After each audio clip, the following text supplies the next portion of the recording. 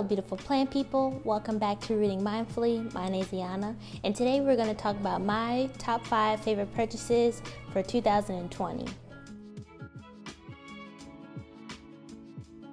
So we all know that 2020 was a rough year for plant shopping and plant prices and things like that, just overall, but I was able to go ahead and find a couple of beauties, and I just wanted to take the time to show them off today, as well as to give a couple of reasons why I find that these are some of my favorite plant purchases for 2020.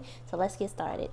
Alright, so my favorite plant purchase for 2020 is the Australian tree fern, and now I showed this fern plenty of times in previous videos. Just want to show you that new fiddlehead that's growing in there.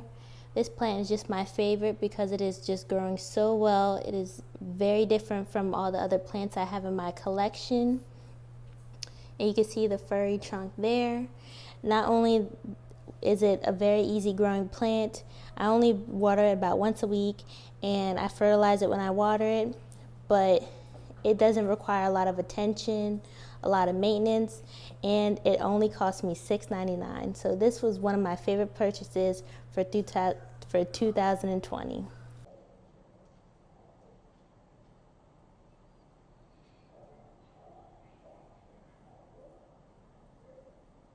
My next favorite plant purchase was the Staghorn Fern, and I bought this fern off of eBay. I think it cost me about $20, but this is just a beautiful fern. It's giving me multiple shields. You can see that's 1 and 2, and it's growing some in here as well, but this is just such a beautiful, easygoing fern. It only requires me to water once or twice a week. Hasn't given me any pest issues. I do plan to have some videos and DIYs with this plant next year, but this is just a gorgeous fern.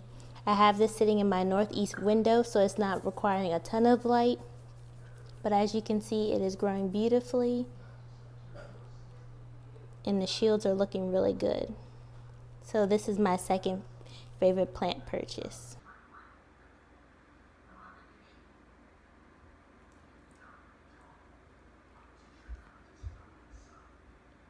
My next favorite plant purchase is actually ones that is kind of a shocker to me.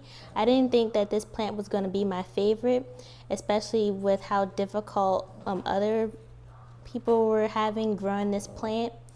And I do notice that this plant needs a lot of humidity in order to not poke itself, have the leaves poke out through themselves, because a lot of people, they don't have a lot of humidity for this plant, and what will happen is the new leaf will poke through the old leaf and it'll just shred that leaf apart. So I do find that with a lot of humidity, this plant does really well.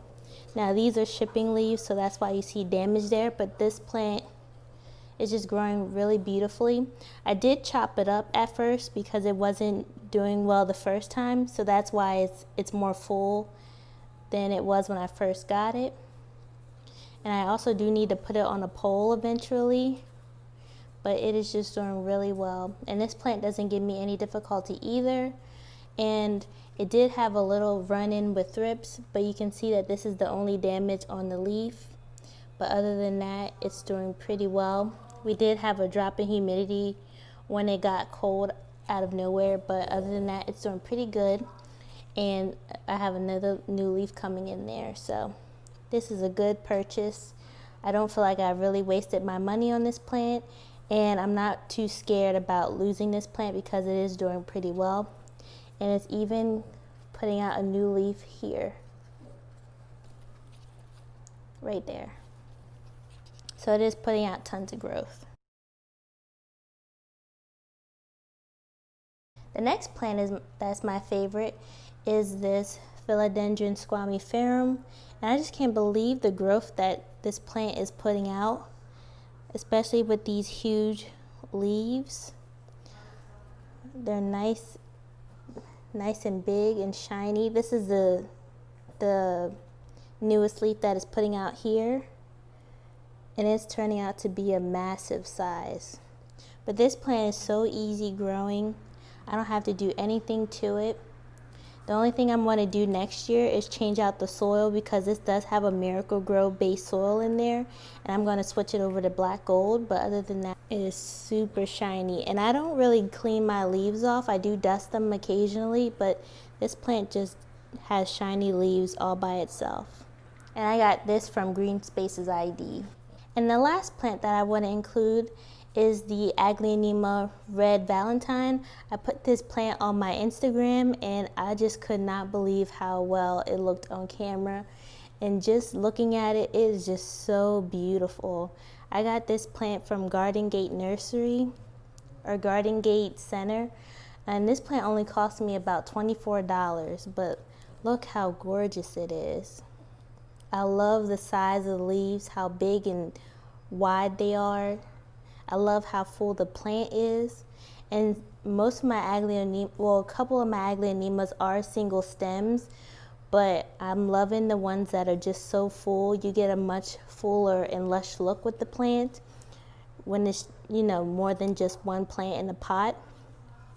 But this is just a beautiful plant. I just absolutely love this. And I got a lot of good feedback on this plant when I posted on Instagram.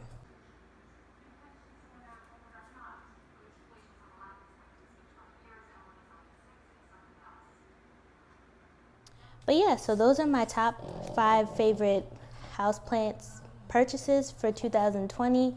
As you can see, they're not all uncommon or rare plants. I do have a lot of common plants that are my favorites, just because I love common plants, and I could actually make a video on if I was to start my plant collection all over again, what would I do differently. But I just love common plants and how easygoing they are. I don't have to always worry about their care, their maintenance, and things like that. But I just feel like if you have common plants and some uncommon plants, you do get a nice balance. But if you are able to just only get common plants, I would really recommend those as well. But I hope you guys liked my top 5 common plants, or my top 5 plant purchases for the year. If you could leave a comment down below and let me know what your top 5s are, I would be interested to know that. As always, I would just thank you for liking my videos and subscribe to my channel, and I hope to see you in the next video. Bye.